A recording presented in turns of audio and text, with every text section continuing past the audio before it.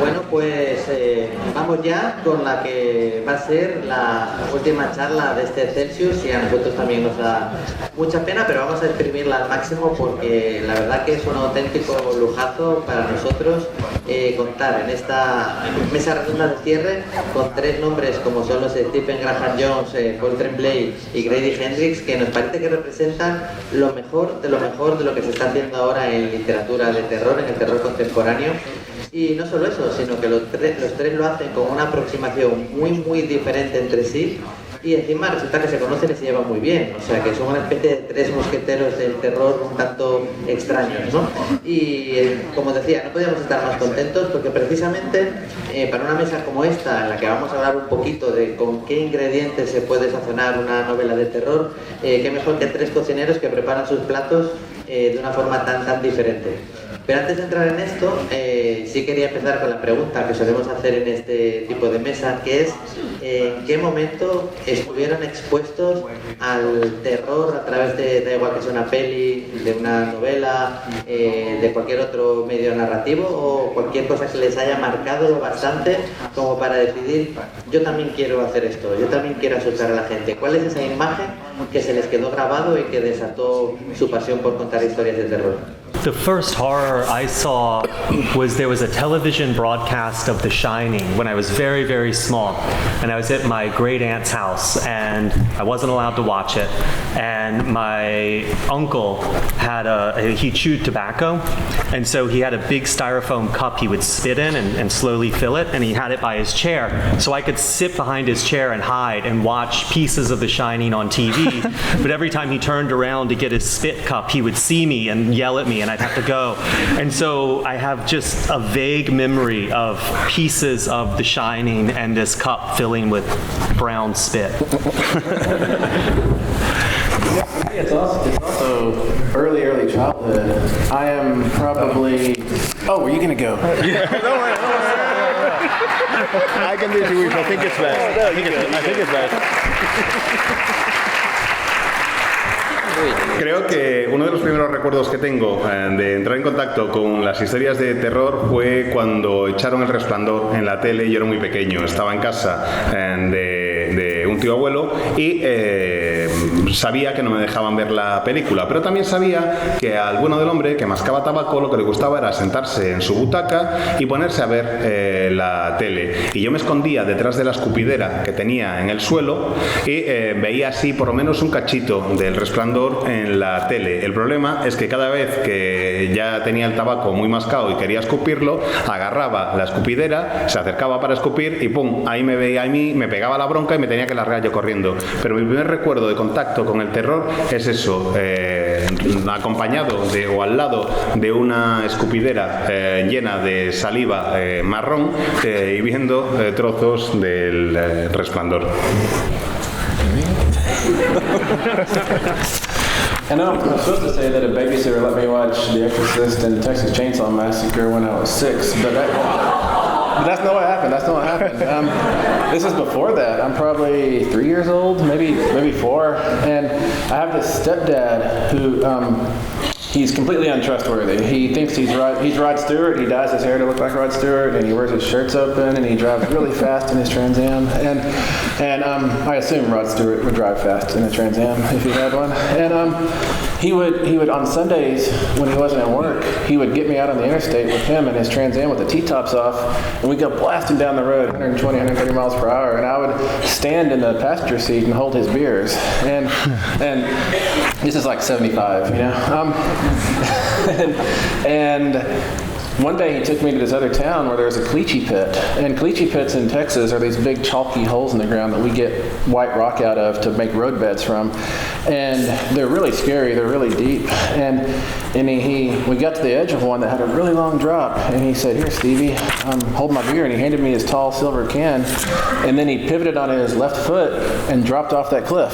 And I remember standing there holding that beer and crying because I didn't know what to do, you know, because the guy who was my dad had just jumped off a cliff.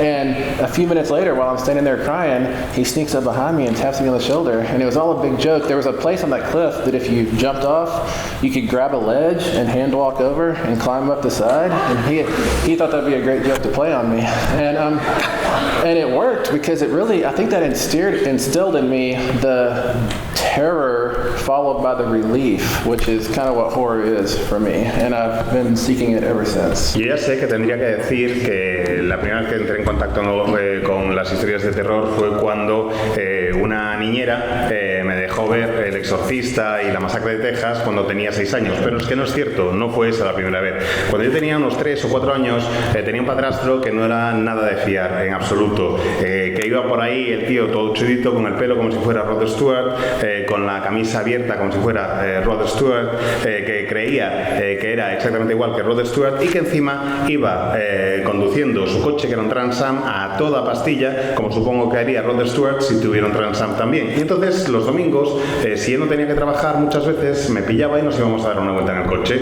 Él iba a unos 140, 150, 160 kilómetros por hora y yo, de copiloto, le sujetaba las latas de cerveza. Os hablo más o menos de 75 para que os hagáis una idea. Y el caso es que cerca de donde vivíamos había una especie de pozos o de fosas de cal, una especie de minas de cal. Básicamente sacaban cal y sacaban una cantera, mejor dicho, de cal o de cuarzo, de donde sacaban el cuarzo que utilizaban para poner como sedimentación cuando están poniendo las carreteras. Y el caso es que coge el tipo y me dice: toma, Stevie, aguántame la birra. Y me da una lata de cerveza, yo pillo el cilindro aquel de metal, él da un paso hacia la izquierda y se cae.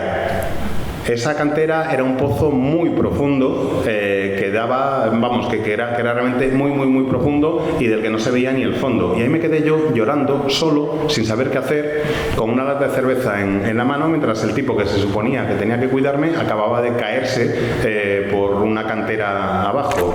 Y al cabo de un rato, de repente, llega el fulano, me da un golpecito en el hombro y se parte de risa. Al parecer era una broma muy divertida que se le había ocurrido, porque resulta que en esa cantera hay un sitio que si saltas te puedes agarrar al borde, caes, te agarras al borde, te vas moviendo, agarrándote por el lateral y puedes volver a salir y llegas por detrás de quien esté ahí inspirándote. A el tío le pareció una broma divertidísima y supongo que en el fondo sí que tuvo algo de éxito y que sirvió de algo, porque sirvió para grabar a fuego en mí la sensación del terror puro acompañada del mayor de los alivios una vez ves que la situación se resuelve, y eso es lo que he estado buscando desde entonces y eso es lo que para mí es el terror. Well, my first horror memory is my first memory.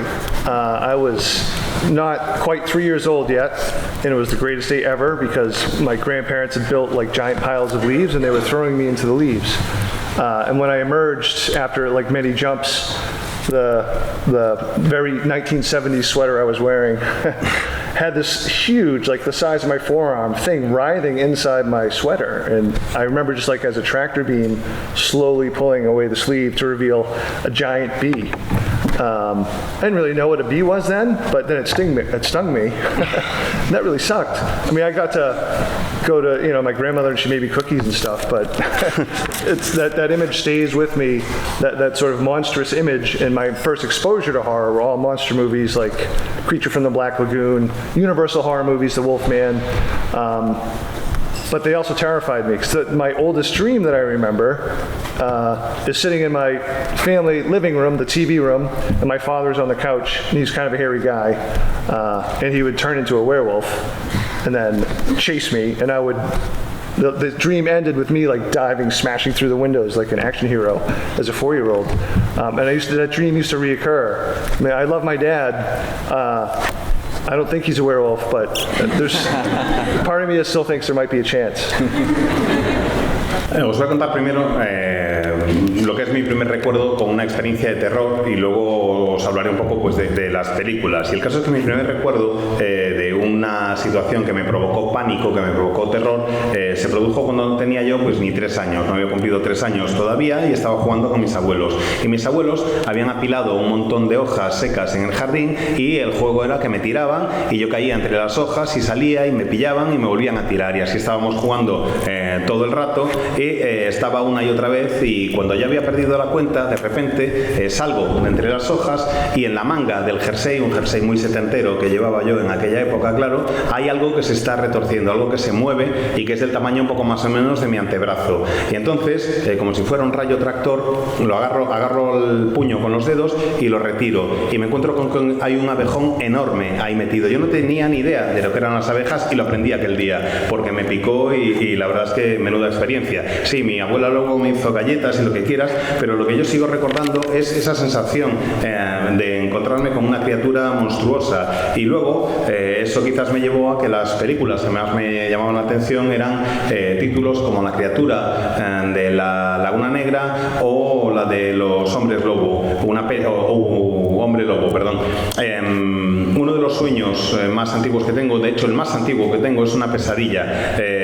La pesadilla es que estoy en casa de mis padres, en la salita donde veíamos la tele, y mi padre está sentado en la butaca. Y mi padre es un tío bastante peludo, la verdad.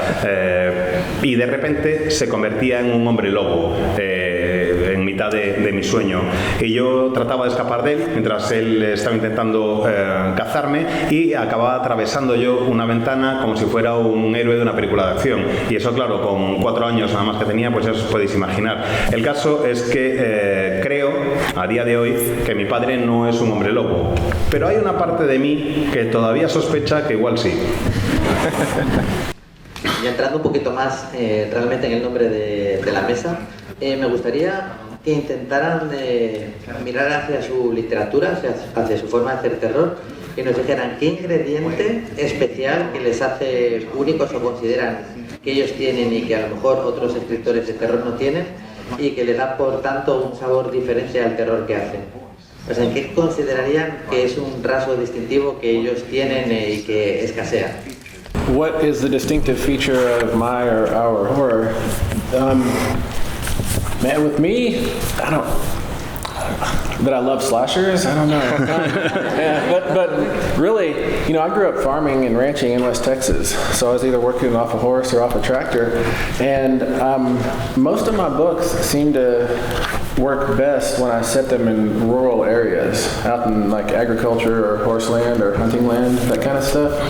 And I'm not saying that I'm the only person with that kind of upbringing, that kind of backstory, but there's not a lot of us in horror, I don't think, you know, who are tractor drivers and horse riders, you know. So if I have anything at all unique, it could be that, I guess. That's my best guess. No lo sé, para mí, como no sea que me encantan los slashers, no lo tengo muy claro. Igual el hecho de que crecí en granjas en el oeste de Texas, y que si no estaba montando a caballo, estaba conduciendo el tractor todo el rato, perdón. Veo que la mayoría de mis libros, que entre mis libros los que mejor funcionan normalmente son los que están ambientados en un entorno rural, en zonas donde hay cotos de caza, donde está permitido cazar o donde se crían caballos, por ejemplo. No digo que sea el único escritor que tiene una formación semejante, que procede de un entorno semejante, pero, o sea, no soy el único escritor que sabe montar a caballo o que ha manejado un tractor de pequeño, pero creo que sí que soy uno de los pocos que han vivido ese tipo de educación en el género del terror, y a lo mejor eso es algo de lo que me permite diferenciarme un poco. Oh man. Well, my U.S. editor used to call me Mr. Ambiguous Horror, which, okay. And then lately she started calling me Mr. Sad Horror. I don't know. I don't know if that's good or bad. That's a hard question to answer. I think, you know, and Stephen touched on it, I think all writers, if you spend enough time doing it, the hope is that your voice comes out. You know, we get asked all the time, like, how do you, like in horror, how do you come up with a new horror story? Everything's been done. And I think really the way that I attack it, and I'm sure Grady and Stephen do the same thing, is you rely on the fact that your experience is going to be different than anybody else's experience. And you mine that experience. As much as it annoys my family and friends that what they say and do end up in my books, to me that's the part of, I guess, what makes me unique, you know, what makes Stephen unique, is just, you know, my hope is when I'm writing, I'm definitely pouring a lot of myself into the books, and then I hope and trust that there will be enough readers, or some readers anyway, who will be interested in that and want to read it.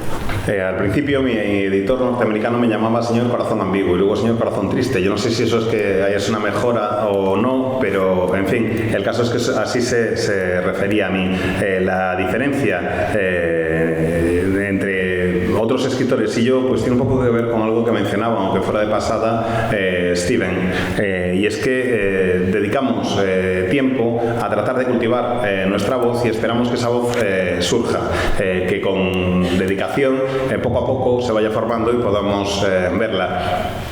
Cuando nos preguntan o cuando me preguntan ¿cuál va a ser el siguiente elemento de terror que vas a incluir? ¿Cómo vas a hacerlo? Yo creo que hago todo lo que puedo por inspirarme por el mundo que me rodea, pero la forma en que yo vivo es distinta a la que vive cualquier otra persona. La forma en que yo siento las experiencias es totalmente distinta a la que las siente otra persona. Y me fijo mucho a mi alrededor y trato de aprender de lo que sucede con la gente que me rodea. A mis amigos y a mi familia les molesta bastante el que siga haciendo una cosa que hago, que es fijarme en lo que hacen ellos y meterlos en mis libros, pero a mí eso me funciona y me va bastante bien y me va bastante bien y espero que cuando me pongo a escribir, vierto gran parte de mí en las páginas de un libro y espero que lo que estoy poniendo sea interesante y que haya lectores que estén de acuerdo conmigo que también les parezca interesante. I don't know. I think asking us how our writing voices sound to us, it's like asking us how our speaking voice sounds to us. It's different than how it sounds to other people. Like if you hear, I know that I sound very sexy and manly. When I hear my voice recorded, it sounds like a scarecrow being so it's hard. But I know that the three of us do something similar, which is we cannibalize our lives and turn them into these stories. And I know that I am obsessed with the neighborhood I grew up in because I keep writing books about it. And there's certain stories I've heard in my past that I have lined up that I will... Pues no lo sé, la verdad. Si nos preguntas cómo suena nuestra voz como escritores, es como si nos preguntas cómo suena nuestra voz cuando hablamos. Yo sé que mi voz le suena al resto del mundo distinto de como me suena a mí. Tengo clarísimo que tengo una voz sexy y varonil y que luego cuando me oigo en una grabación parezco una urraca. El caso es que creo que lo que sí hacemos los tres es canibalizar nuestras vidas, canibalizar lo que nos ocurre para poder incluirlo en nuestras historias. También tengo claro que estoy obsesionado con el barrio en el que crecí. Sé que estoy obsesionado porque he ambientado ahí ya varias historias y luego tengo otro montón de historias más que quiero ir tratando, que tengo ahí en fila india esperando a que las pueda ir procesando y todas tienen que ver con este barrio. Justo antes de abrir el turno de preguntas, voy a dejar una última hecha que es la complementaria un poco a esta, ¿no? Y que ya no es preguntarle por su propia voz, sino por la voz de otros autores. Cuando los tres leen mucho, que es algo que evidentemente todo escritor debe hacer, o sea, hoy es lo que más hemos oído esta semana, ¿qué es lo que más le llama la atención cuando lo leen en un libro de terror que les apasiona y dicen, vaya, esto justo a mí me gustaría hacerlo así, esto no es la parte que mejor se me da? ¿Qué es lo que más le llama la atención de otros? ¿Qué ingrediente de otros le gustaría tener y echan en falta en su literatura? Oh, I mean, we don't have enough time to talk about like what ingredients I don't have that others do, because I hate research, man. So, I mean, as my own writer, I'm pretty self-aware that I feel like, for me, plot is like the hardest thing to do. That's why I typically try to plan out a book, just so I can have some sort of map. I feel much more comfortable with character and voice. So, when I come across books that both do what I like as a reader, like character and voice, that excites me. But also, I read someone like Alma Katsu. I don't know if she's been published in Spanish, but she writes a lot of historical horror. That stuff I could never do, but it excites me. And I'm probably going to embarrass her, maybe not, but Mariana Enriquez has become one of my favorite, if not my favorite writer working right now. I got to read a very early copy of her novel, Our Shade of Night. And when I read something that good, my initial reaction is jealousy, I will admit it. But that quickly passes into just pure excitement. And then when I finish the book, I want to talk about it to people. I've talked to these guys about it. I call my friend John Langan, who's another writer that I really admire. And it even though I know I can't do that book, it makes me want to like somehow take little sparks, some little spark from it to help me lead into a different path, into sort of, I don't know, the weird dark cave of horror. But that's my favorite part as a reader is I'm always, maybe I shouldn't be surprised, but I'm continually surprised by still how much inspiration and excitement I get from reading something that's great.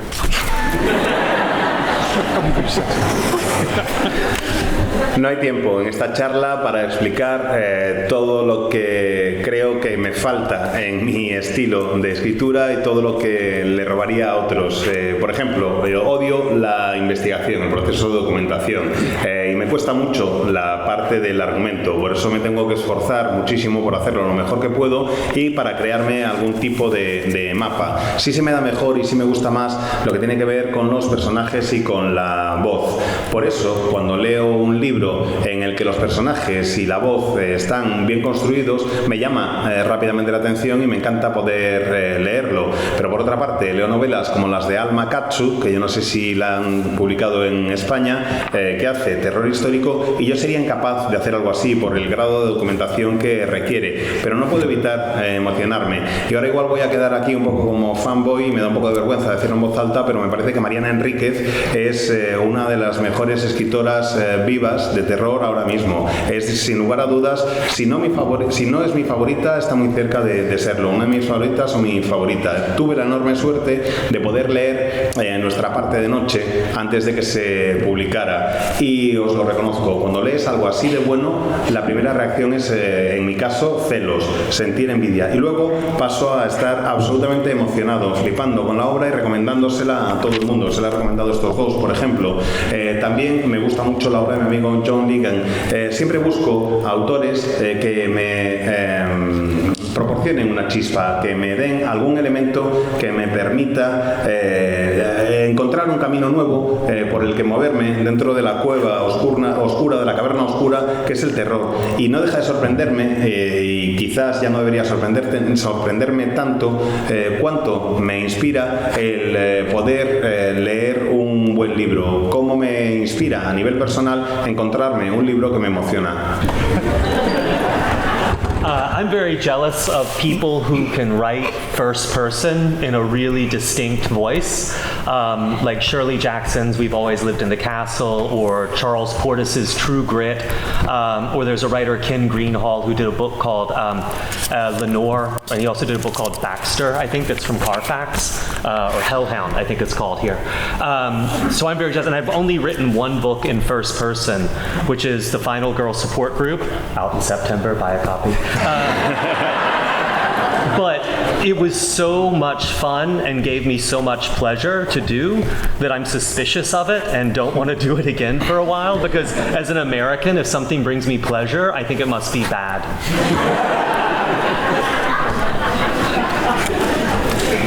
La verdad es que me dan envidia y siento celos aquellos autores que son capaces de escribir en primera persona y que tienen voz propia, como por ejemplo Shirley Jackson en Siempre vivimos en el castillo, o como por ejemplo el autor de True Grit, o quien escribió Lenore, entre otros. Escribir un libro en primera persona solo lo he hecho una vez. Y me sorprendió lo fácil que me resultó, porque normalmente me cuesta muchísimo trabajo. Es el Final Girl Support Group, que no sé cómo se traducirá al castellano, pero sí sé que sale a la venta en septiembre, así que ya vais comprando un ejemplar. Y me divirtió muchísimo esa situación, me divirtió muchísimo la experiencia y vivirlo así, y al mismo tiempo me generó cierto recelo. Hizo que me pusiera ahí un poco suspicaz, porque claro, debéis recordar que soy norteamericano y para nosotros cualquier cosa que nos dé placer es mala. You know, I'm talking to Alma Katsu. I'm currently reading a werewolf thing of hers that hasn't come out yet, and it's really good, as is all of her stuff. And it's cool that Grady mentioned True Grit, because that was going to be my model to use to explain what I wish I could do better as well, or do at all. The two hardest things for me on the page in a novel and a story, just in fiction, are the boring parts. I do really bad with the boring parts. And like in Charles Portis in True Grit is able to make bargaining for a saddle last for 6 pages and be so fascinating. And for me to make something fascinating, I need somebody in a mask with an axe around the corner, you know? And that's exciting, but I can't do it. I can't do the boring parts. The boring parts where somebody's sitting in a room thinking, do I like her? Do I like her? Do I like him? I mean, I'm sure that's interesting to them, but I have a hard time making that interesting to the reader, or making it interesting enough where I want to keep reading it. So therefore, there's a lot of axes in my stuff. I also do poorly with the gaps. You have to have gaps in your fiction where you jump across time, whether it's 2 hours or 14 years. I don't know if I judge those gaps as well as I should, and I'm really jealous of writers who have a natural instinct for how to judge those gaps. And those gaps aren't the boring parts. What those gaps are the parts the reader can fill in themselves. They don't need you to hold their hand through that part. And it's really hard for me on first draft to figure out how to space and stage those gaps. Usually on revision, I can approximate it, and then first readers and editors come in and they make it a lot better, and then readers get it and they see all the places I messed up, but it's too late to change anything. Pues iba a mencionar también a Alma Katsu, que me estoy leyendo ahora una novela suya de Hombre Lobos, que todavía no se ha publicado, de Hombres Lobo, mejor dicho, que todavía no se ha publicado y es absolutamente fantástica. Y me encanta que Grady haya mencionado a Carson Porter con Valor de Ley, True Grit, que es realmente un libro que me parece absolutamente extraordinario, porque logra algo que a mí me cuesta muchísimo, y es que Curtis Porter es capaz de lograr que lo aburrido sea interesante. Se tira, creo, en Valor de Ley como una secuencia de 6 páginas más o menos describiéndote cómo es el regateo para pagar el precio de una silla de montar. Y a mí eso me alucina, me parece increíble que consiga mantener la tensión y mantenerte interesado con ese regateo por el precio de una silla de montar. Para que algo sea emocionante para mí, tiene que haber un fulano en mi obra, quiero decir, tiene que haber un fulano con un pasamontañas y un hacha escondido esperándote al doblar la esquina. Me parece increíble el poder mantener el interés de los lectores. Si intento hacer yo algo así y empiezo con las partes aburridas, que son las que más me cuestan escribir siempre, lo de a él le gusta, a ella le gusta, dijo esto, dijo lo otro, me aburro, me resulta realmente muy pesado. Yo necesito que haya muchas hachas y que pasen muchas cosas. También echo de menos el saber manejar mejor las elipsis, lo que son los saltos en el tiempo, bien sea un salto de 2 horas, de 14 años, no sé muy bien cómo hacerlo ni cómo meterlo, no sé muy bien cómo espaciarlos, cómo controlarlos y gestionarlos. No me suele salir bien de primeras, y una elipsis sería básicamente aquel momento en el que no hace falta que lleves al lector de la manita, en el que el lector puede rellenar los huecos solo y no hace falta que le cuentes lo que está pasando. Eso se me da muy mal, sobre todo en primer borrador. Luego ya en el segundo borrador y en las revisiones lo voy espaciando mejor y creo que sale mejor. Después encima tengo lectores adicionales y llegan los lectores beta y llegan los editores y hay más revisiones, y al final más o menos creo que queda la cosa un poco medio bien, aunque también es cierto que en ocasiones después de tanto cambio me parece todo un jaleo enorme que digo, mira, ¿sabes qué? Ya lo dejo así y no toco nada más. Bueno, pues aquí los tenéis. ¿Quién va a ser el primero o la primera? Aquí. Primero de todo, gracias por el trabajo traduciendo, porque hoy estamos todos cansados. Y la pregunta va a tratar de ser rápida. Con semejante Dream Team de terror, de novelas de terror, si imaginásemos un crossover con nuestras respectivas novelas, ¿cuál sería la historia de terror definitiva que saldría de esta obra del Celsius?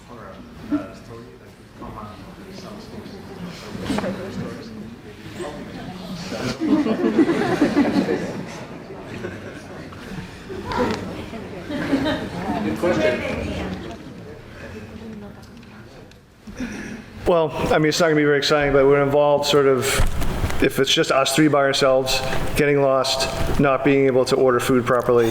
And when we do order food properly, which happened today, we were sent endless tortillas.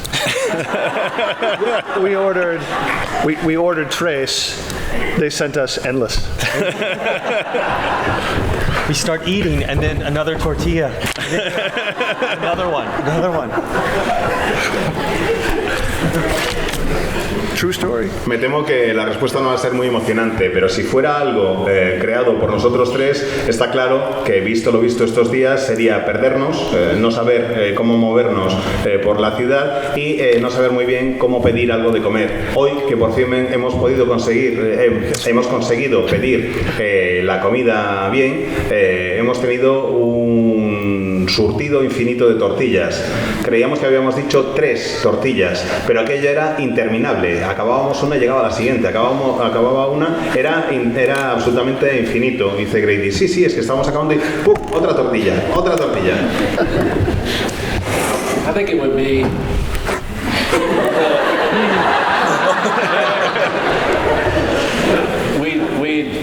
we'd have Grady's possessed girl from my best friend's exorcism in Paul's cabin at the end of the world, and I would bring some werewolves to the door. Creo que sería más o menos con la chica del exorcismo de mi mejor amiga de Grady, que estaría en la cabaña al fin del mundo de Paul, y yo simplemente dejaría unos cuantos hombres lobo en la puerta. What is inside the tortillas, and is it still crying? ¿Qué había dentro de las tortillas y sigue llorando? Nada, agradeceros a todos los invitados, el traductor, el presentador. Y yo quería lanzaros la siguiente pregunta. ¿El verdadero terror, el terror puro, tiene que acabar mal o al menos en una nota inquietante? I don't think horror has to do anything. Yeah, I think happy endings are much more difficult. In horror, it's easy to have a down ending because people are dying left and right. So just throw a few more bodies in the pile and you're done. But that's not quite satisfying. I think what we want in horror is we want the terrible, dark, long tunnel of, vampires on the roof, werewolves on the ground, cars coming alive and trying to shut us in the doors, all the bad things that happen. But what we really want is that speck of light at the end of the tunnel that we can move steadily towards and fight for. And at the end of the story, maybe they make it to that point in life, maybe they almost make it. Either way, there's hope. And that's really what I get from horror, is hope. More than I love the scares, I love the terror, I love the dread, I love the monsters, but it's the hope I stick around for. Grady, el terror no tiene por qué hacer nada, no tiene que hacer nada. Y dice Stephen, la verdad es que un final feliz en una historia de terror es difícil que te cagas, porque claro, en mi caso por lo menos me voy cargando a gente a diestro y siniestro y al final acabas con una pila enorme de cuerpos y no tiene por qué ser un final exactamente satisfactorio. Tienes que vivir una situación dura, efectivamente estar como en un túnel en el que hay coches aparcados, tienes por encima del túnel vampiros, por debajo hombres lobo y los coches están abriendo las puertas y tratando de darte un golpe. Se trata de que lo pases mal, pero al final de ese túnel oscuro en el que estás tiene que haber un punto de luz, una luz hacia la que te diriges y a veces al final de la historia llegan a esa luz y se salvan y a veces no, pero a pesar de que no lleguen sí tiene que haber esperanza. Para mí eso es lo que hace que me quede en el género de terror. No es por los monstruos, no es por las emociones, no es por los sustos ni nada por el estilo, es por esa esperanza que subyace al terror, en mi punto de vista, lo que hace que yo me quede. I would only want to amend or what Stephen said about it, it's harder to write a happy ending in horror. It's harder to write one that works, that's good. There is plenty of shitty happy endings in Hollywood horror, particularly. It's hard to do well. So, but back to what Grady said. Of course, there's no such thing as pure horror. And the last thing I would add, and very briefly, is because I'm a weird, miserable person. I like horror that's dark as fuck and disturbing as hell. I mean, I get hope from that, weirdly. Maybe part of it is just sort of going through that experience and coming out the other side, like Stephen talked about. But I don't know. For me, my favorite horror stories feel the most truthful to me. And a lot of times that means it ends sort of dark and dour. So fine, I'm Mr. Sad Horror.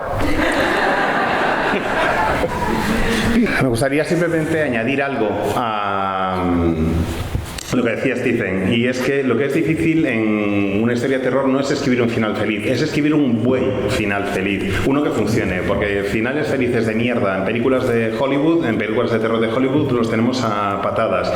No se trata de eso. Yo igual es que como soy un tío raro y miserable, me gusta que las historias sean oscuras de la hostia y que te creen un mal cuerpo de cojones. Y esa es la experiencia que me gusta vivir cuando tengo una cosa de terror. Mis historias de terror favoritas son las que me parecen más verdaderas, las que suelen tener un final oscuro y deprimente. Y al final, pues mira, va a resultar que no soy el del corazón, sino del terror ambiguo o triste que decía al principio, sino que voy a ser el del terror oscuro. ¿Cuál es la película de terror que más os ha perturbado? What's the scary movie that disturbed us the most? Martyrs. The French film? Mártires. Pensaba que eran murders, asesinatos, no me acuerdo. Mártires, la peli francesa. I don't know. Do you have... Paranormal Activity is the movie that made me stay up the most nights. Actividad paranormal o sobrenatural es la que me hizo no conciliar el sueño durante más noches. Well, I mean, if I'm going to go by number of nightmares received, and this is going to be a lame answer, but it's Jaws. When I saw it when I was 10, I had 10 straight years of shark nightmares. I'm not exaggerating. But geez, I'm going to go with Lake Mungo, even though it's not like the most disturbing movie ever made. But when I first saw the scene that the movie builds to, I felt my brain breaking. And I've never been so frightened by a movie. And it was so, in the piece that it happens, I don't want to spoil it if you haven't seen it. It's just so subtle, and my family was asleep, and I was stupidly watching it late at night with all the lights off. I had to grab my phone and just get the glow, just to have a little bit of light, because I was so frightened. A ver, si la respuesta es por número de pesadillas provocadas, es una respuesta bastante aburrida porque es Tiburón, la película que más miedo me ha dado a lo largo de mi vida. Por número de pesadillas provocadas, quiero decir, pero en cuanto a película que me haya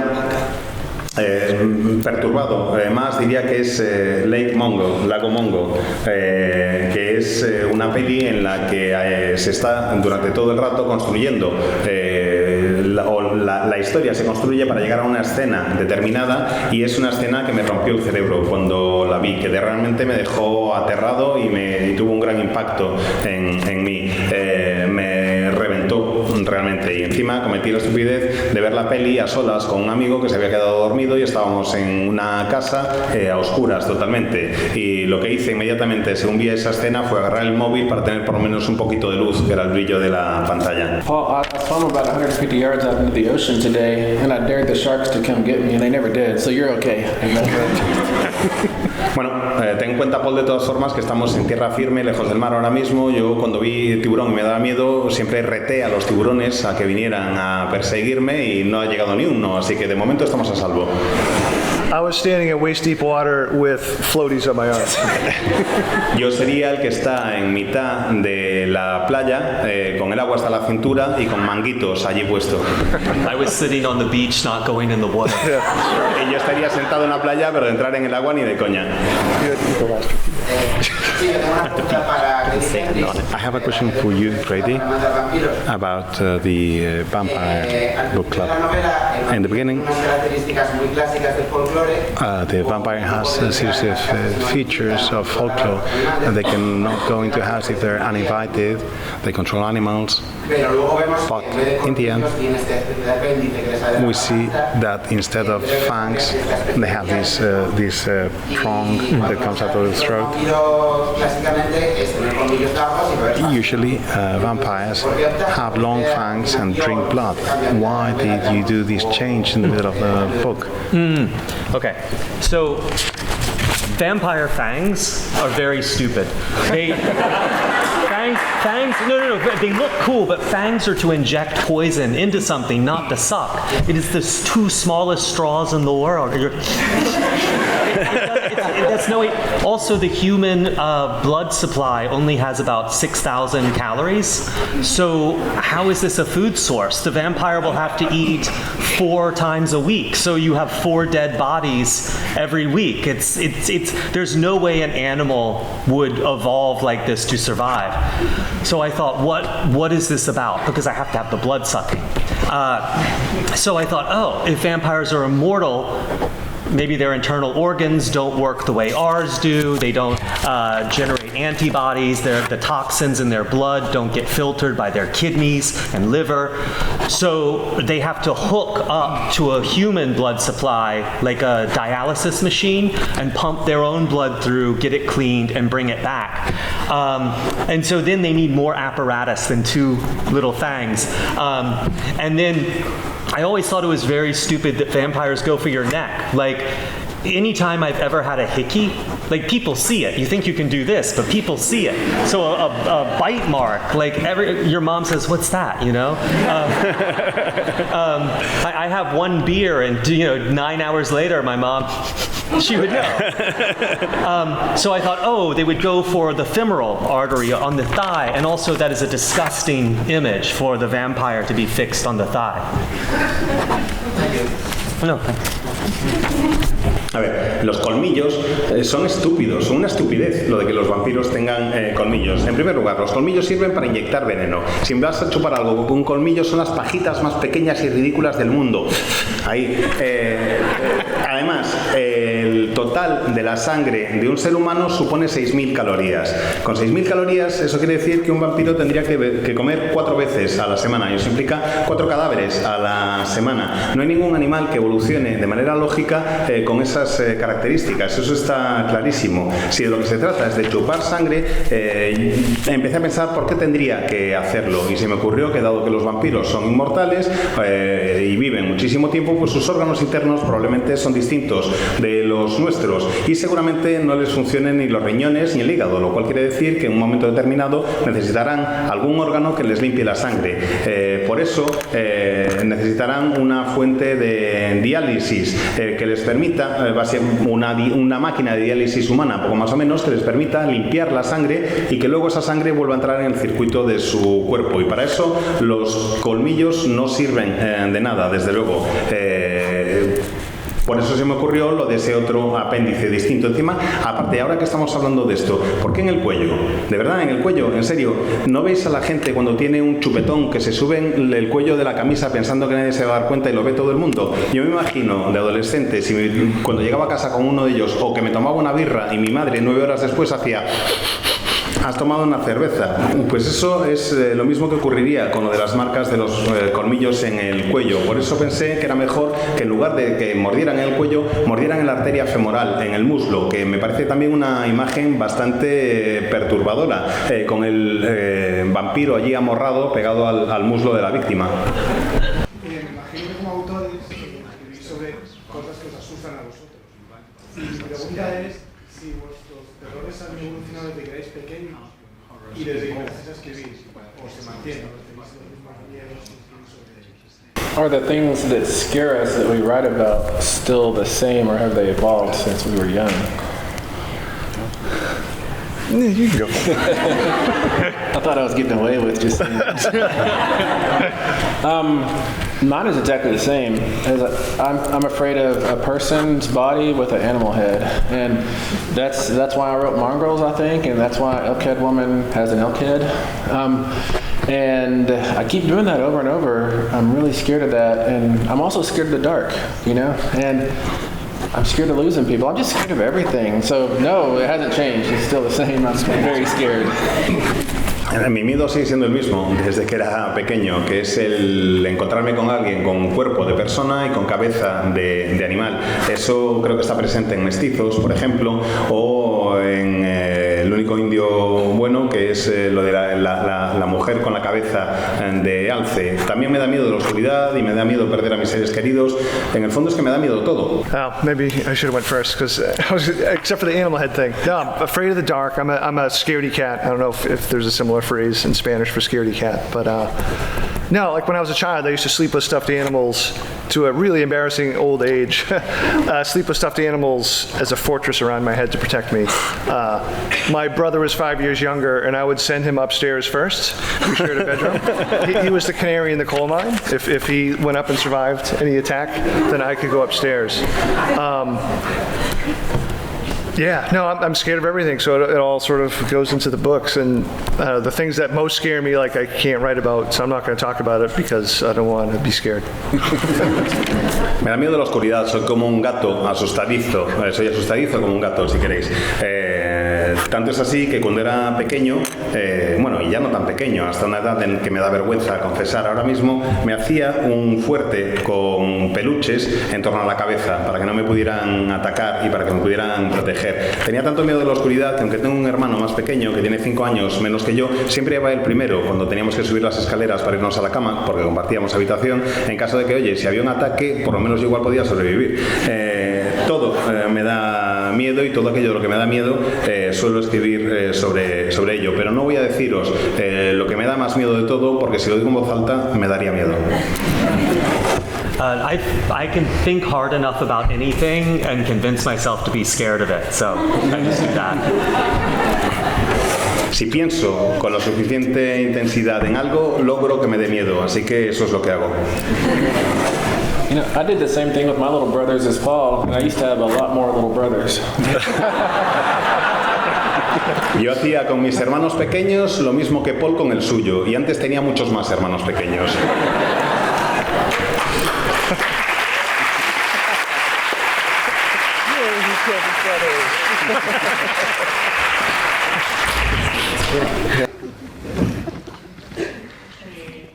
Yo tengo una pregunta que, bueno, en parte se ha respondido, que es ¿de dónde sacáis la inspiración para el temor? ¿Sacáis de vuestros propios temores?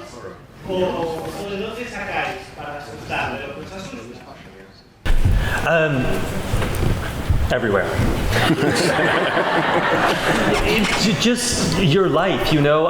There are stories I've heard in my family and things that have happened that I want to talk about, and there's always kind of a dark way to look at them.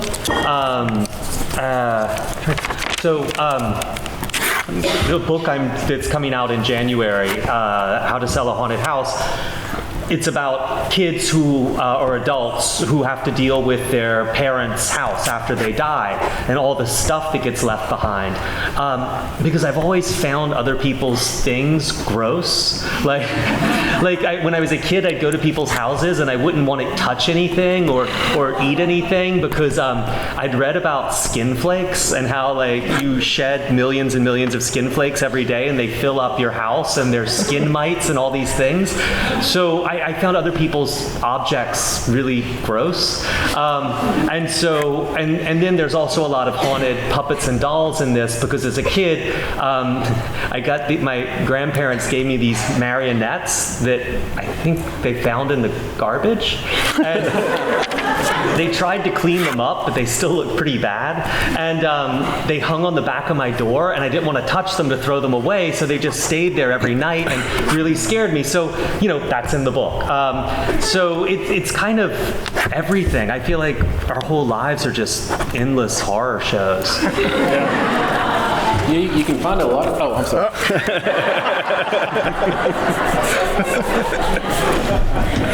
En todas partes, encuentro inspiración para mis historias de terror en todas partes. En lo que voy viviendo, en las historias de mi familia, en lo que les pasa a mis padres o en cosas que voy oyendo. O sea, en todo lo que veo. Mi siguiente libro se titula How to Sell a Haunted House, o sea, que sería algo así como cómo vender una casa encantada, y en él cuento la historia de unos hermanos que se encuentran con que tienen que vaciar la casa de sus padres, que está llena de un montón de cosas. Y a mí es que las cosas de otras personas me dan asco. Me han dado asco desde pequeño. Cuando iba a casa de alguien no me gustaba tocar nada, ni comer nada, porque había leído no sé dónde lo de que perdemos millones de células epiteliales, de escamas de piel cada día, y que se caen encima de la comida. Y lo cierto es que me daba un asco enorme, no quería ni tocarlo y me imaginaba que me comía la piel de otra persona y no me gustaba absolutamente nada. También creo que existen muñecos y animales de peluche encantados en las casas de otros. De hecho, sé que en la mía, bueno, pues mis abuelos una vez me regalaron una especie de marionetas que me parece que se encontraron en la basura. Intentaron limpiarlas, pero aquello tenía una pinta bastante chunga. Yo no quería ni tocarlas. Entonces las colgaron en la parte de atrás de mi puerta, detrás de mi puerta, y yo no las tiraba siquiera porque no quería ni tocarlas. Y ahí estaba noche tras noche con las marionetas mirándome. Y eso también aparecerá en el libro. Lo cierto es que me da miedo todo lo que me ocurre en la vida.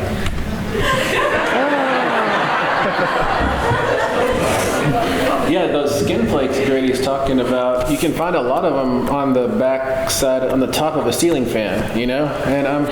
And which is why in The Only Good Indians, I wanted to make a living room scary, and to me that was the scariest part of a living room, was the top side of a ceiling fan, because I'm one of those people who likes to walk through a room and while the ceiling fan is turning and reach up and tap it so that it all kind of sighs off, and then I just keep walking, and so everybody in the room gets all that flakes all over them, which is really fun. You should try it. But yes, like Grady said, everything is inspiration for the horror, and I guess an example would be, you know, every day I go into my closet to select a shirt to wear, say, but one of those days, what if I went into the closet and a shirt selected me? What if its sleeve reached out and wrapped around me, you know? And that's where a horror story starts for me, and then I have to imagine what kind of house is gonna have this kind of closet and this kind of shirt in it, and all of a sudden I've got a novel, and none of y'all use that, because I think I'm gonna use that. Sí, sobre lo que decía de las células y de la escama y de la piel, de las escamas de piel y demás que mencionaba Grady, bueno, donde más se concentran es en las aspas de los ventiladores que cuelgan del techo, en la parte superior de las aspas de los ventiladores que cuelgan del techo. Yo soy una de esas personas que, sabiendo esto, me encanta entrar a una habitación cuando el ventilador está encendido y darle un toquecito para bañar a todos los que están ahí con ese polvillo que cae. Es súper divertido. Me encanta poder hacer estas cosas, y me gusta buscar siempre inspiración para las historias de terror en todo lo que puedo. Por ejemplo, si me encuentro algo en un armario, me pregunto cómo ha podido llegar hasta ahí, qué es lo que lo ha llevado, y a partir de ahí voy empezando a explorar el resto de la casa, que son de los elementos que siempre me gustan, y puede que a partir de ahí empiece a construir una novela. Bueno, empezaron los crossovers, Grady invitando a Stephen a su casa y poniendo el ventilador y el crossover. I can see the crossover. I see a clear crossover. You invite Stephen to your place and switch on the you switch on the fan and he touches it. That's a perfect crossover. After hearing this story, Stephen is never coming to my house.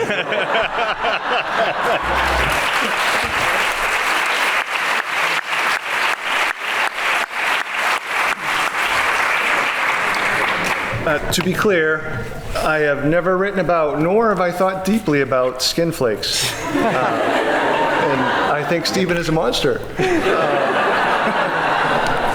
I'll just briefly add, because their answers were great, that I think the one thing all three of us have in common is because of however our brains work, even before we were writers, we would dwell on worst case scenarios and the things that are in the dark and things that could possibly happen. And the trick as a writer, and this is regardless of genre, I think any writers do this, is to sort of train your subconscious to think in the what ifs, even when you're not actively thinking about stories. Because to me, that's when my best ideas come, is when I'm not actively thinking about it. But also, I'm forced to sometimes be in the position, happily, like if I have a deadline for a novel and I don't know what the novel is yet, I have to come up with one. So sometimes I have to go through like a little logic experiment. So my one example would be The Cabin at the End of the World. I was coming back from Los Angeles after my editor had just rejected a novel idea. And my agent was depressed and crying. But I was sort of relieved because I didn't really like it that much. I was like, I'm glad I don't have to write that book. So I was sitting on a plane just with like a notebook, trying to come up with ideas, and I sort of just stopped paying attention. I was doodling, and I drew a cabin.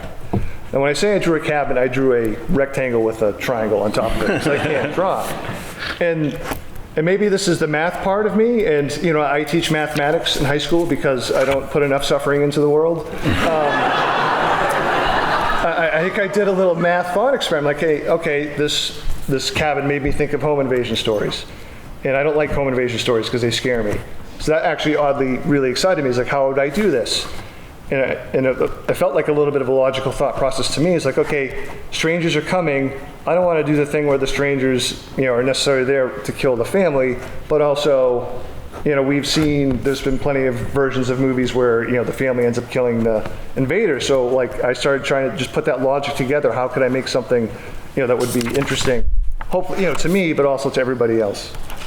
I don't know, and again, part of that is just like training your subconscious, rewarding your subconscious for bringing you ideas. Creo que los tres tenemos en común una cosa, y es la forma en que funcionan nuestros cerebros. Creo que los tres, desde antes de ser escritores, tenemos algo en común, que es que siempre nos ponemos en la peor hipótesis posible. Siempre buscamos el resultado más negativo y más oscuro. Creo que los escritores, sean del género que sean, tienen que entrenar a su subconsciente para plantearse la pregunta del ¿y si?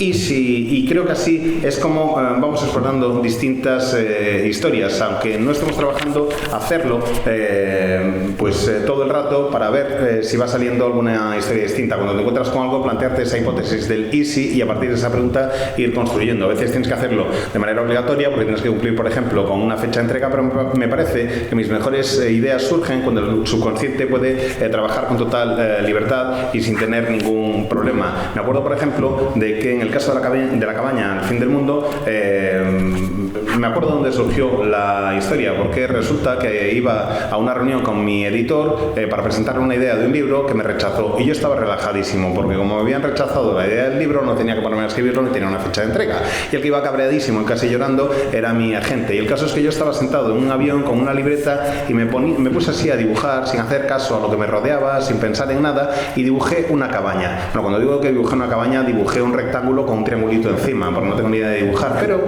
me quedé con la idea de la cabaña, y con la idea de esa cabaña empecé a pensar, vale, y esta es la parte matemática mía, porque si no lo sabéis, soy profesor de matemáticas, como si no aportara suficiente sufrimiento al mundo, encima soy profesor de matemáticas. Y el caso es que empecé a pensar en las historias de gente que se cuela en casa de otros, de invasiones de hogares, y hay muchas historias de terror en ese sentido, así que empecé a pensar, vale, ¿cómo puedo hacer que la mía sea emocionante? Y lo lógico era empezar a pensar en un grupo de desconocidos que quieren entrar y acabar con la familia, pero eso ya se ha visto un montón de veces, y también se ha visto un montón de veces en la tele y en otras historias, que la familia es la que al final acaba matando a los invasores. Y me empecé a dar vueltas a ese concepto, intentando entretenerme a mí mismo, buscando algo que me pudiera resultar interesante a mí y que por tanto después, con suerte, pudiera llegar a ser interesante para los demás. Básicamente lo que recomiendo a todo aquel que quiera ser escritor es que entrene a su mente para que le dé ideas constantemente, para que su subconsciente haga las preguntas, y que cuando le dé una idea, que recompense a su subconsciente. Quisiera hacerles una pregunta sobre un tema que creo que es común, o no sé, detectado común a las novelas que he leído de vuestros. En algún momento de vuestras historias, los protagonistas se encuentran aislados, ya sea social o físicamente de vuestra historia. Y la pregunta es, ¿creéis que esa aislación es un catalizador, una forma de aumentar el terror en el lector, o no necesariamente? Is isolation a big part of what we do? I mean, isolation is a big part of what we do. Why do we do it? Does it increase the terror? Yes, I think there is always a mini isolation arc in most horror narratives that you'll encounter, and the reason I think it's done is that when the protagonist is, like in Eleanor in Haunting of Hill House, when she is all by herself, nobody believes her about what's happening, she's losing it, then she has become victim not just to the machinations of the house, the supernatural, her so-called friends, but to herself. When you're isolated, you start to eat yourself, and that is the most terrifying to me. Creo que sí, que desde luego que el aislamiento forma parte intrínseca de lo que es el terror y que eso es necesario para que exista ese terror. Pienso, por ejemplo, en la protagonista de La Casa en la Colina, de Eleanor, cuando está sola, porque ya nadie la cree, es cuando realmente se desata todo el terror. Hasta entonces ella había ido haciendo caso a sus amigos, está lo de la casa encantada, los amigos sobrenaturales y demás, pero en el momento en el que está ella sola y empieza a cuestionarse a sí misma, es cuando empieza el terror de verdad, porque es cuando se está devorando a sí misma. I think what Stephen said, but also there's two other reasons for me. One is you want to connect with the reader, and the reader reads alone. You don't read a book in a movie theater with an audience. You're by yourself. So I think they respond to characters who are alone, who are isolated. It mirrors the reader. Also, I am very lazy, and so it's too hard to have so many characters and be inside them, so you get rid of them one by one until it's just your main character and maybe one other. Creo que lo que dijo Stephen y dos cosas más, me gustaría añadir dos cosas más. Una, por una parte, es que te permite entablar una mayor conexión con el lector, porque por lo general el lector lee a solas. No se te ocurre normalmente ponerte a leer en mitad de la proyección de una peli de cine. Y creo que si lees a solas y el personaje está solo, se puede establecer una mayor conexión al compartir la sensación de aislamiento de los dos. Ese es el primer motivo. El segundo es que soy muy vago. Entonces, cuando tengo demasiados personajes en la cabeza, quiero ir librándome de ellos uno a uno hasta que solo quede el protagonista y a lo mejor otro más. Super briefly, because those two answers were perfect, I would only add that I think, writing a horror story and putting it out today, I think it has to feel, even if it's not the plot, like it's isolated, I think should feel that way to reflect what so many of us are experiencing now. I think, and this is even pre-pandemic, one of the unintended consequences, or maybe unforeseen consequences of our online lives, is for so many of us feel isolated and alienated by the addiction to being online, or just seeing everything happening online. And to me, that's sort of like the quintessential feeling of what it feels like for so many of us, to be alive in the 21st century. Sorry, I'm sad. Seré breve porque creo que las respuestas de Stephen y Grady son perfectas. Creo que además hay un elemento de importancia del aislamiento en el terror, porque tiene que ver mucho con la vida que llevamos hoy en día, y me refiero ya incluso a la vida antes de la pandemia, el estar constantemente online. Necesitamos ver lo que ocurre online, necesitamos ver lo que pasa a nuestro alrededor en el entorno virtual, y sentirte aislado, no tener acceso al móvil te genera también esa sensación, al móvil o al online te genera también esa sensación de aislamiento. Es una sensación que me parece que es intrínseca al estilo de vida del siglo XXI. Lo siento, yo os dije que soy un tipo triste. Yo quería preguntaros si hay algún trope que de terror que os resulta absurdo, que os haga reír, y también si hay algún trope que os obsesione. En el caso de Steve, por favor, que no sean las parejas animales. So I have two tropes that I really find entertaining. One is leprechauns. I think they're really funny. Is it a trope? Is it? I don't know. There's been a couple of leprechaun horror books, movies. But also, one thing I really love a lot in horror and in real life is animals attacking people. In a book or a movie, it's like, this rabbit or this cat is like, I'm sick of this shit. I'm done. I'm not going to put up with this anymore, and just goes for them. And when you see in real life a video of someone being attacked by an animal, I'm on the animal side every time. But then one that really scares me is zombies. I will have nothing. I saw Dawn of the Dead much too young, and the idea of being sort of isolated by a slow-moving mass of people who don't care about me and then they eat me alive is terrifying. I couldn't write a zombie book. Hay dos tropos que me hacen partirme de risa. Uno, los leprechauns, estos duendes de la tradición irlandesa. Se han hecho unas cuantas pelis de terror sobre ellos y la verdad es que me hacen bastante gracia. Y luego hay otra situación, otro tropo, si queréis, que me hace gracia tanto en las novelas de terror como en la vida real, y es cuando los animales atacan a las personas.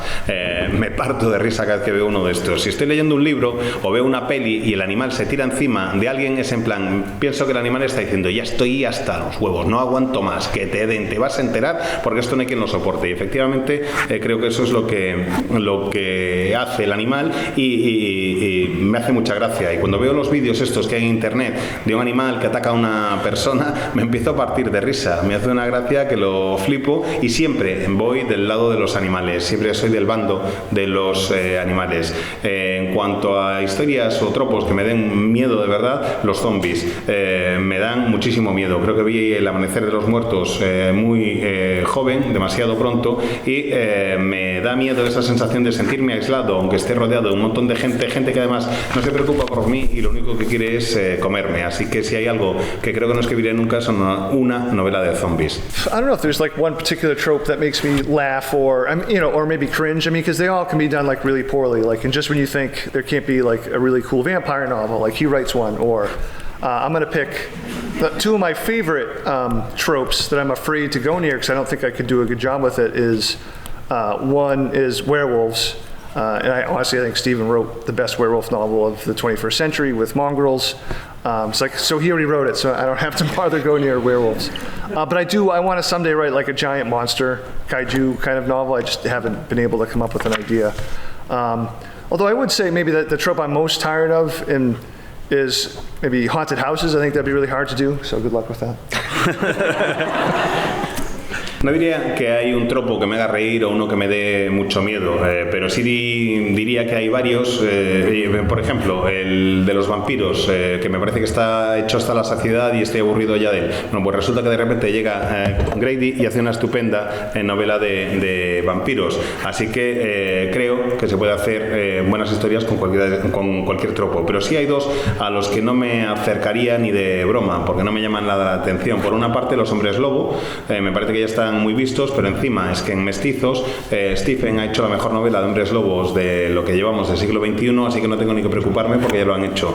Y luego hay otro al que no me acerco ni de lejos, que son los monstruos gigantes. No me acerco porque no me veo capaz de hacerlo. Me encantaría poder hacer una novela de kaijus, de monstruos gigantes, y no he sido capaz de momento. Y el que creo que no funciona de ninguna de las maneras es el de las casas encantadas, así que buena suerte, Grady. Y'all can get the question from the context, but specifically it was what tropes are we most the fans of, and what tropes in horror do we kind of push back against or not believe in so much, and the qualification was no animal head people. But that does leave me room to say that I'm also quite frightened of animals with people heads, you know?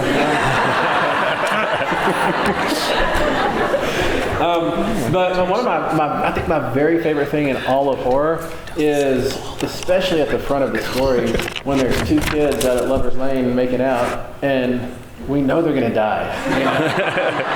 That makes me so intensely happy. I don't know why. As for the trope or dynamic that I always want to push back against, or that I wish wasn't there, it's horror writers falling back to 1992 or 1985 or 1979 to tell a story specifically so they don't have to deal with the problem of cell phones. I think that's a cop-out. I think rather we should haunt the cell phones up like in Scream, you know? Or you can use technology. You don't have to run from technology. And And actually that makes the production a lot easier because they don't have to go out and find tube socks and tank tops and all that stuff, you know? You can set it in the contemporary day, and I think that's scarier. That's our world, you know? My novel, The Pallbearers Club, coming out next year sometime. Starts in 1988, goes into the 90s. Just want to throw that out there. My next novel set in 1970.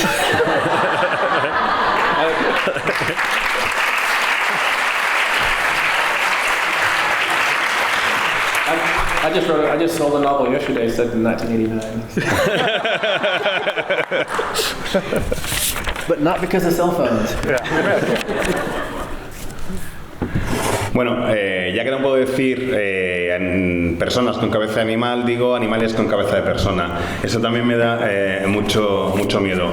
El caso es que hay un tropo muy habitual que me encanta, que me hace inmensamente feliz. Cuando ves a esa parejita que está en el callejón de los enamorados y se están pegando el lote y sabes que van a morir, el anticipar esa muerte me hace extraordinariamente feliz. Hay además un tropo al que me opongo con fuerza, que no me gusta, y es cuando un autor hace una novela de terror y la ambienta en 1992 o en 1985 o en 1979, básicamente porque no quiere incluir la tecnología moderna, no quiere que aparezcan los teléfonos móviles. A mí me parece que están buscando un atajo, una escapatoria, que no pasa nada, que se puede incluir la tecnología y puedes hacer como en Scream, que los teléfonos estén encantados y no puedas utilizar el móvil. Tienes que buscar una solución, pero lo de que tengas que ponerte a buscar ese tipo de excusas, pues no me convence en absoluto.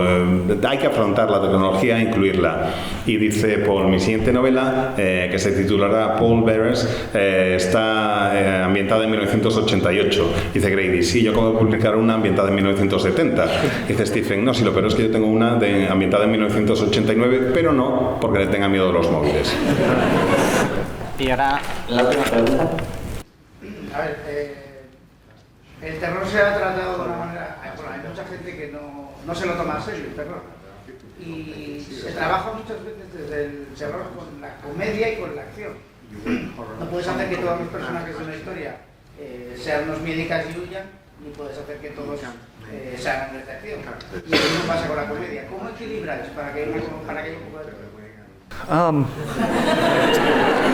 I'm not good at the repeating question thing like Stephen is, but so I'm just going to jump in.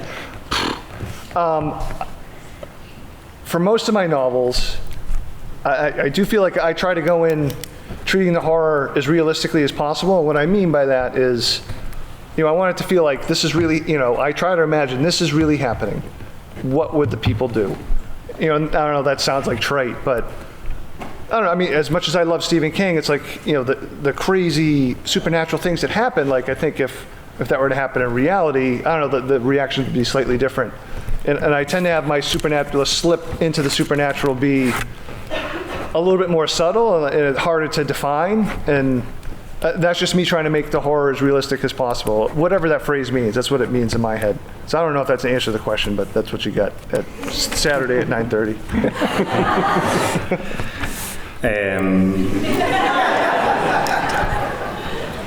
En la mayoría de mis novelas lo que intento es tratar el terror desde la manera más realista posible. Creo que eso es lo que ocurre en la mayoría de las novelas. Introducir el terror de una manera que sea realista. Pensar, si esto sucediera en realidad, ¿cómo reaccionaría la gente? Creo que esa es la manera de hacerlo. Y sé que está muy visto, pero que Stephen King decía incluso que para qué necesitas lo sobrenatural si en la realidad ya tienes respuestas distintas, ya tienes la capacidad de que haya situaciones diferentes. Yo intento ser sutil, no sé si estoy respondiendo mucho a la pregunta, intento ser sutil y presentar situaciones que me parezcan más o menos realistas sin necesidad de recurrir a lo sobrenatural, como decía King, y esas situaciones realistas que planteen respuestas realistas también. En fin, que no sé si me estoy aclarando muy bien, pero ¿qué me pedís un sábado a las 9:30?